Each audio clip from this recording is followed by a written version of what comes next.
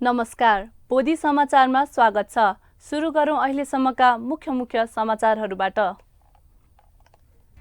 शक्तिको उपासना गर्ने व्यक्तिहरूले शक्ति प्राप्त गर्न देवी देवताहरूलाई खुसी बनाउन पशु बलिको प्रचलन रोक्न बौद्ध मार्गीहरूको पहल।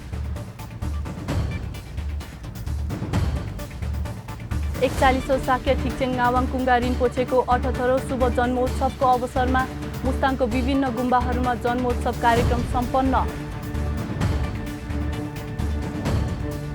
श्रद्धेय गुरुवर विद्याधर आचार्य महायोगी श्रीधर राणा रिम्पोछेद्वारा सोलुखुम्बुको थेक्चेन पेमा छोलिङ गुम्बामा धर्म प्रवर्तन तथा अमिताभ बुद्धको वाङ प्रदान।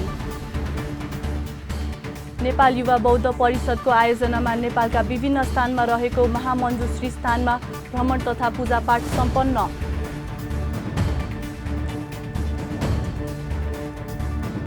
र पछिल्लो समय अस्ट्रेलियामा बुद्ध धर्म मानेको संख्या निरन्तर बढ्दो। बौद्ध दर्शन अध्ययन गर्न सजिलो होस् भनेर अस्ट्रेलियामा विशाल पुस्तकालय घर पनि निर्माण हुँदै।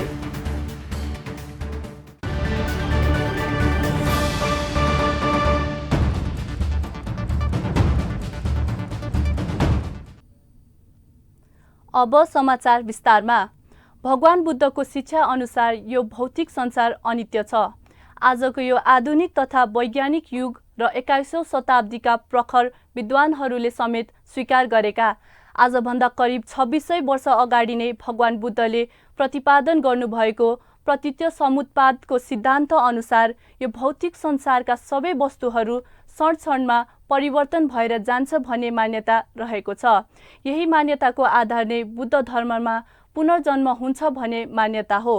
यो संसारमा जति पनि जीवित प्राणीहरू रहेका छन् ती सबै प्राणीहरू कुनै न कुनै जन्ममा आफ्नो मातापिता हुन सक्ने विश्वास गरिन्छ। यसरी कुनै न कुनै जन्ममा आफ्नो मातापिता हुन सक्ने प्राणीहरूलाई विभिन्न चाडपर्व तथा देवी देवताहरूलाई खुसी पार्ने नाउँमा बलि चढाउँदा के हुन्छ त? एक रिपोर्ट।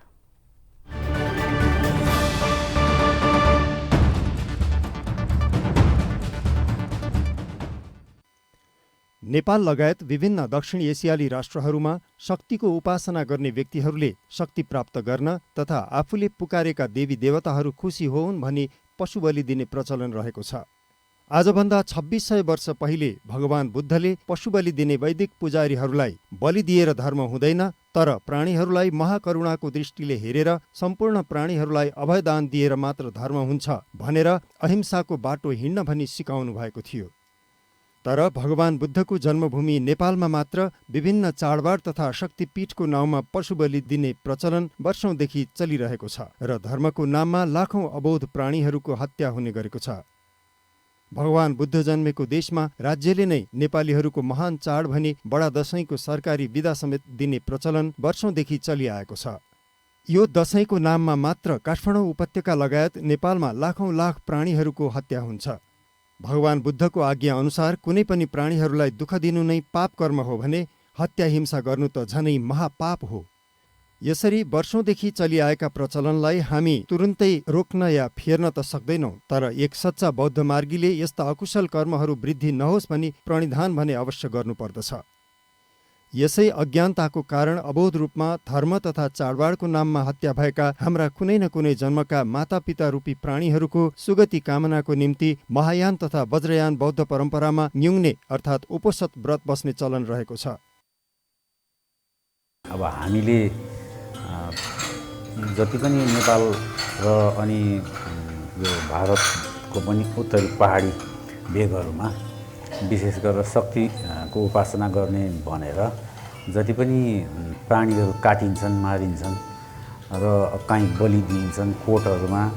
अनि अब काहीँ खानैलाई भनेर किनेर ल्याएर विशेष किसिमले खाने मार्ने चलन छ। अब यो यसरी काट्नु, मार्नु र अथवा त्यस्तो ढङ्गले बलि दिनु अब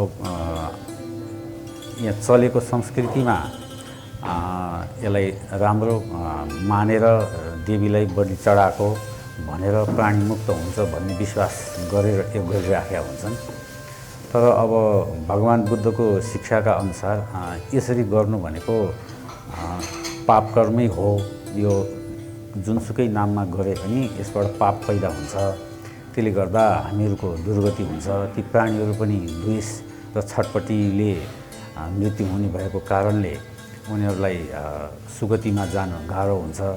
त्यसकारण चाहिँ यो दुवैलाई पक्षलाई अकुशल हुने भएको हुनाले यो उचित कर्म होइन भनेर भगवान् बुद्धले यस्ता कुनै पनि नाममा हुने बलि लगायतका हत्या र हिंसाका कर्महरू चाहिँ अकुशल भएको भनेर बताउनु भएको हुनाले र अनि अब हामीले त्यसलाई रोक्न पनि नसक्ने पिँढीदेखि चलेको छ, शताब्दीदेखि चलिरहेको छ। त्यसैले कसैले रोक्न सकिँदैन। रोक्न नसके पनि हामीले गर्न के सकिन्छ भन्दाखेरि एउटा कुरा गर्न सकिन्छ, शिक्षा चेतना इत्यादि दिने हो। त्यो दिइराखेकै छ, भगवान् बुद्ध स्वयंले दिइरहनु भयो र त्यसले कति परिवर्तन पनि भयो, तर केही कुरा परिवर्तन हुन पनि सकेनन् र अहिलेसम्म पनि चलिरहेकै छन्। त्यसैले शिक्षा र चेतनाको माध्यमबाट हुने सुधार आफ्नो ठाउँमा छ। तर अब त्यो नभएकै बेलामा पनि हामीले के गर्न सकिन्छ भन्दाखेरि यिनै दिनमा ती प्राणीहरूलाई र यस्ता अकुशल कर्ममा लाग्नेहरू सबैलाई कम्तीमा राम्रो होस्, कुशल चेतना पैदा होस् भन्ने सङ्कल्प र साथसाथै जो मारिने र मर्ने प्राणीहरू छन् यिनीहरूलाई तत्कालै सुखावती गमन होस् र उनीहरू दुर्गतिमा नपरुन् भनेर करुणाको विशुद्ध आशयले हामीले गर्न सक्ने भनेको उनीहरूको कुशल कामना, उनीहरूका पाप आवरण आदिको लागि भन्ने सङ्कल्प र अध्याशयभित्र चित्तमा राखेर अनि हामीले पनि कुशल कर्म जम्मा गर्ने र अकुशल र पापहरूको शोधन गर्ने अभ्यास गर्ने हो। कुनै पनि बहानामा प्राणीहरूको हत्या गर्नु भनेको पाप कर्म हो। यस पाप कर्मको विपाक ती मानिसहरूले यो जन्ममा वा अर्को जन्ममा अवश्य भोग्नु पर्दछ। नेपाल भगवान् बुद्धको जन्मभूमि भएर पनि नेपालीहरू यस प्रकारका अकुशल कर्मबाट मुक्त हुन सकेका छैनन्। यस्ता क्रियाकलापबाट कसैको भलो हुँदैन भन्ने कुराको ज्ञान भए तापनि यसलाई तत्काल रोक्न सकिने अवस्था भने छैन। यस्तो अवस्थामा अज्ञानतावश पाप कर्म गर्न पुगेका मानिसहरूको पाप मोचन होस्, उनीहरूमा कुशल कर्म गर्ने चेतनाको वृद्धि होस् भनी हामी बौद्ध मार्गीहरूले प्रणिधान भने अवश्य गर्नुपर्दछ। साथै अकालमा मृत्युवरण गर्न पुगेका ती कुनै न कुनै जन्मका हाम्रा मातापिता रूपी प्राणीहरूको सुखावती भुवनमा बास होस् भनी अष्टशील धारण गरी न्यूने व्रत बस्ने प्रचलन रहेको छ र यसै अनुसार व्रत बस्नु उत्तम हुन्छ। यसरी शुद्ध मनले सबैको भलो होस् भनी प्रणिधान गरेमा जगत संसारमा रहेका सबै प्राणीहरूको कल्याण हुन्छ भनेर बौद्ध मार्गीहरूको विश्वास रहेको हुन्छ। यही विश्वास तथा आस्थालाई सिरोपर गर्दै आसन्न दशैं पर्वमा मानिसहरूको अज्ञानताको कारण होस् या धर्मको नाममा गरिएका प्राणी हिंसाबाट अकालमा आफ्नो ज्यान गुमाउन परेका सम्पूर्ण प्राणीहरूको सुखावती भुवनमा बास होस् तथा अज्ञानताका कारण यस्ता अकुशल कर्म गर्न पुगेका मानिसहरूमा कुशल कर्म गर्ने चेतनाको वृद्धि होस् भनी बोधि टेलिभिजन परिवार प्रणिधान गर्दछ। न्युज डेस्क, बोधि टेलिभिजन। परम पावन 41औं साक्य ठिक्चेन गावाङ कुङ्गा रिम्पोछेको 78औं शुभ जन्मोत्सवको अवसरमा तिब्बती वज्रयान तथा महायान बौद्ध परम्पराको उद्गम स्थल मुस्ताङमा रहेका साक्य परम्पराका विभिन्न गुम्बाहरूमा 3 दिन रिम्पोछेको शुभ जन्मोत्सव कार्यक्रम मनाइएको छ। उपल्लो मुस्ताङको लोमाङथाङमा रहेका छोदो गुम्बा, नामग्याल गुम्बा लगायत छोसेर, चराङ, गेलुङ तथा जोमसोमको सेचेन छोरखोलिङ एवं कागबेनीको काग छोदे गुम्बाहरूमा विभिन्न कार्यक्रम गरियो। 3 दिनसम्म मनाएको शुभ जन्मोत्सव कार्यक्रममा रिम्पोछेको सुस्वास्थ्य तथा दीर्घायुको कामना गरी मोन्लाम पाठ सम्पन्न भएको स्थानीय लामा गुरु छिरिङ तासीले जानकारी दिनुभयो। परम पावन 41औं साक्य ठिक्चेन रिम्पोछे हाल भारतको साक्य सेन्टरमा विराजमान हुनुहुन्छ। श्रद्धेय गुरुवर विद्याधर आचार्य महायोगी श्रीधर राणा रिम्पोछेका मुखारबिन्दबाट सोलुखुम्बुको थेक्चेन पेमा छ्योलिङ गुम्बामा धर्म प्रवचन कार्यक्रम सम्पन्न भएको छ। गत अश्विन 1 गतेदेखि सुरु भएको उक्त कार्यक्रम 5 दिनसम्म सञ्चालन भएको थियो। कार्यक्रममा उपस्थित स्थानीय लामा गुरु तथा उपासक उपासिकाहरूले रिम्पोछेलाई गुम्बामा भव्य स्वागत गरेका थिए। कार्यक्रममा स्थानीय उपासक उपासिकाहरूको बाक्लो उपस्थिति रहेको थियो।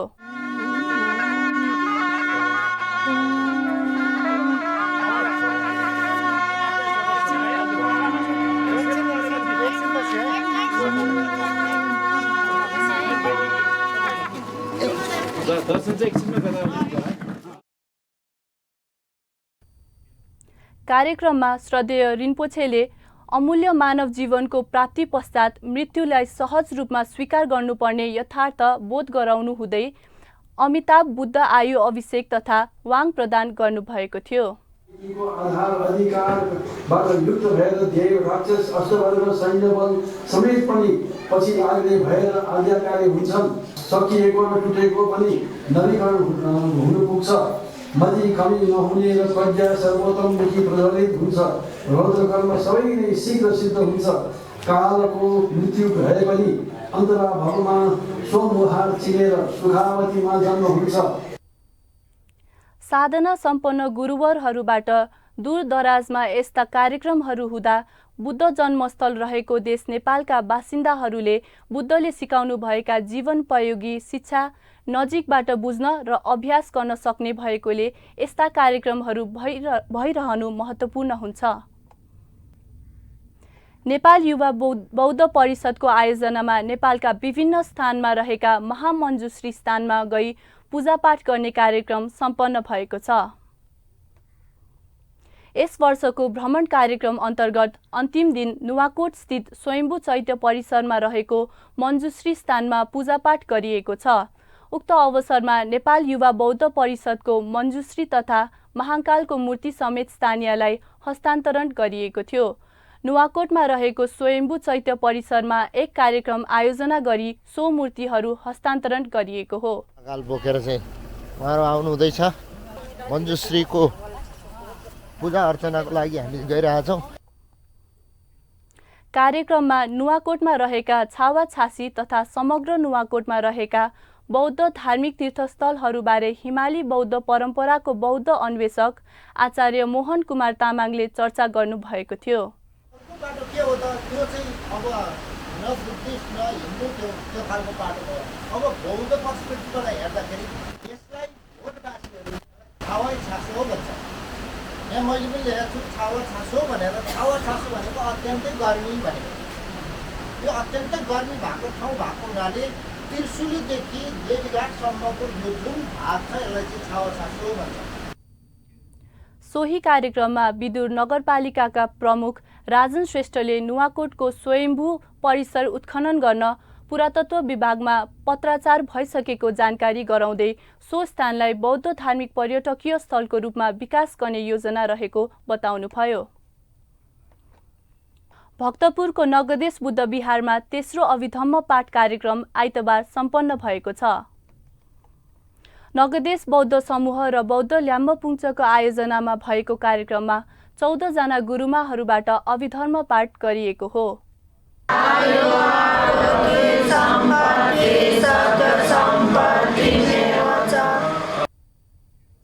दिवंगतहरूप्रति समर्पण गर्दै आश्विन औँसीको दिनमा विगत 3 वर्षदेखि यस्तो कार्यक्रम गर्ने गरिएको छ।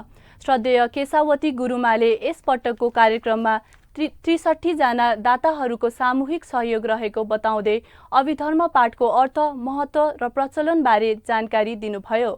3 वर्ष ठठे अभिधर्म पाठ याना चन मडुपिन्यो नाम ढका याना चन गोख छि दुपिनला न्याउटरिका न धर्म याफो मडुपिनी छियो पुण्य हे आसेना तरे ज्या वन्यो ज्या वेक बिनस सक्क स्या छुदै दिले गुरमा छि थे छौ कार्यक्रम यानु ढका ठो अभिधर्म पाठ याका चन ख। कार्यक्रममा सहभागी अन्य गुरुमा एवं दाता उपासक उपासिकाहरूले अभिधर्म पाठको पुण्यले समस्त दिवंगतहरूको सुगति कामना गर्दै यस्तो कार्यक्रम गर्ने गरेको बताउनुभयो। अब अन्तर्राष्ट्रिय समाचार।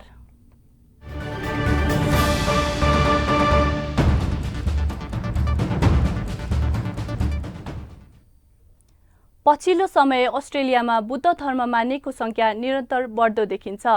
पछिल्लो जनगणना अनुसार बुद्ध धर्म मान्नेहरूको संख्या अस्ट्रेलियामा तेस्रो ठूलो हुन पुगेको छ। त्यहाँ तिब्बतीयन बौद्ध धर्मावलम्बीहरूको प्रभाव बढ्दो देखिन्छ। बौद्ध दर्शन अध्ययन गर्न सजिलो होस् भनेर त्यहाँ विशाल पुस्तकालय घर पनि निर्माण हुँदैछ। एक रिपोर्ट।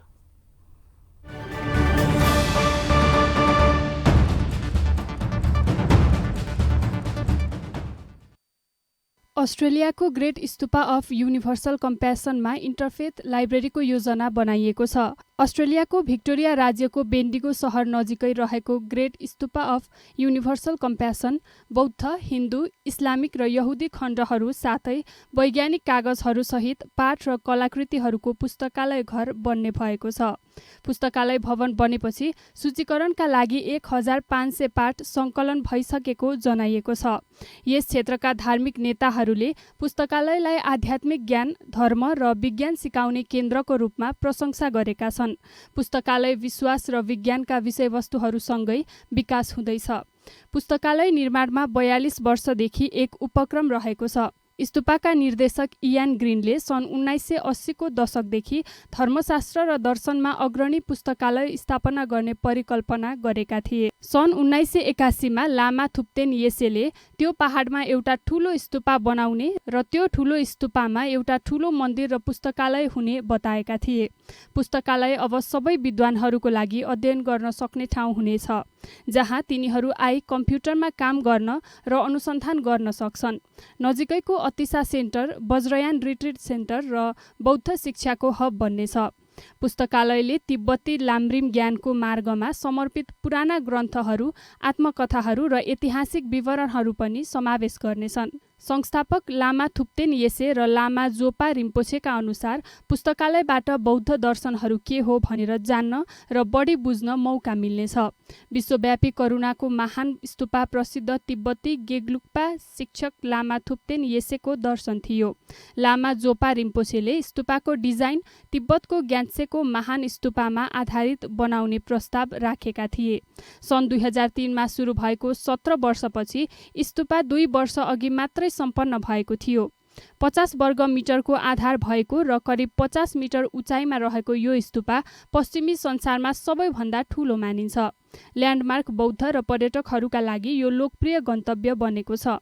स्तूपामा सार्वभौमिक शान्ति प्रतिमाको लागि 2.5 मिटर लामो जेड बुद्ध रहेको छ, जुन सबैभन्दा ठूलो रत्न गुणस्तरको जेड बुद्धको रूपमा प्रतिष्ठित छ। 2016 को जनगणनाको तथ्याङ्क अनुसार बौद्ध धर्म अस्ट्रेलियाको तेस्रो सबैभन्दा ठूलो धर्म हो। अस्ट्रेलियाको लगभग 26 मिलियन जनसङ्ख्याको 2.4% मानिस बौद्ध धर्मावलम्बी रहेका छन्। 2.6% मात्र इस्लाम र विभिन्न क्रिस्चियन परम्परा मान्नेहरू रहेका छन्। जनगणनाको तथ्याङ्कले पनि प्रतिशतको हिसाबले बौद्ध धर्म सबैभन्दा छिटो बढ्दो धर्म भएको देखाउँछ। अस्ट्रेलियामा बुद्ध धर्म मान्नेहरूको सङ्ख्या 1996 र 2001 को बीचमा 79% बढेको जनाइएको छ। News desk, Bodhi television. हामी समाचारको अन्त्यमा आइपुगेका छौं। बिदा हुनु अघि मुख्य समाचार पुनः एकपटक। शक्तिको उपासना गर्ने व्यक्तिहरूले शक्ति प्राप्त गर्न देवी देवताहरूलाई खुसी बनाउन पशु बलिको प्रचलन रोक्न बौद्ध मार्गीहरूको पहल। 41औं शाक्य ठिक्चेन नावाङ कुङ्गा रिम्पोछेको 78औं शुभ जन्मोत्सवको अवसरमा मुस्ताङको विभिन्न गुम्बाहरूमा जन्मोत्सव कार्यक्रम सम्पन्न। श्रद्धेय गुरुवर विद्याधर आचार्य महायोगी श्रीधर राणा रिम्पोछेद्वारा सोलुखुम्बुको ठेक्चेन पेमा छोलिङ गुम्बामा धर्म प्रवर्तन तथा अमिताभ बुद्धको वाङ प्रदान। नेपाल युवा बौद्ध परिषदको आयोजनामा नेपालका विभिन्न स्थानमा रहेको महामञ्जुश्री स्थानमा भ्रमण तथा पूजापाठ सम्पन्न।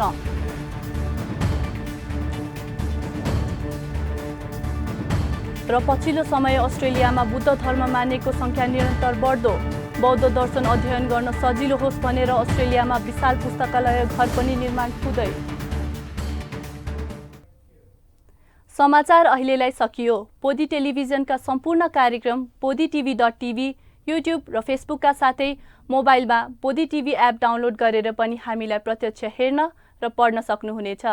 सकारात्मक सोच र कुशल संस्कारको लागि बोधी टेलिभिजन हेर्दै गर्नुहोस्। भवतु सर्वमङ्गलम।